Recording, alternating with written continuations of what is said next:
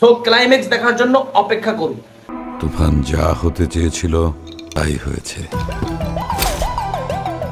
রাক্ষস 50 কোটি টাকা আয় করে নিল আমাদের শাকিব খানের তুফান মুভিটা। ভাই তুফান মুভিটা এত অসাধারণ হয়েছে যেটা বলার বাইরে। তুফান মুভি 50 কোটি টাকা আয় করে ফেলছে ভাই। এই অল্প কয়টা দিনে কোরবানি ঈদে বের হয়েছে মুভিটা, এখন 50 কোটি টাকা আয় করে ফেলছে।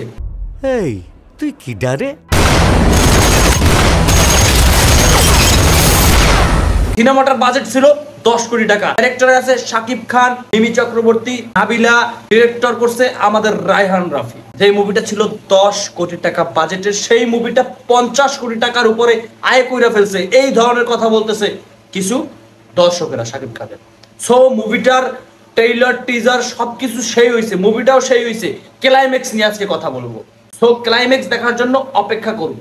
সো আজকের ভিডিওটার ক্লাইম্যাক্স হচ্ছে যে এই সিনেমার লাস্টে একটা অসাধারণ জিনিস দেখা যায়, যেটা হইতেছে যে দুইটা মানুষ একসাথে কোলাপ করে।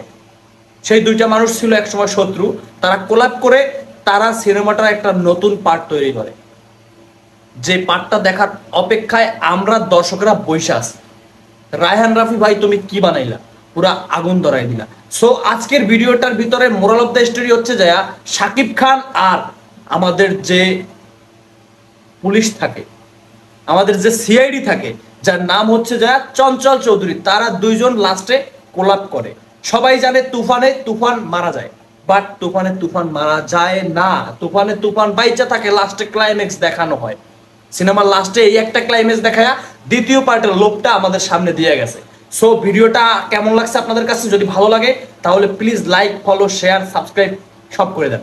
ধুমধাম খেলতে হবে মাথা দিয়ে। পুরা দেশ এটা যদি সুযোগ পাই তুফানকে খেয়ে দেবো স্যার।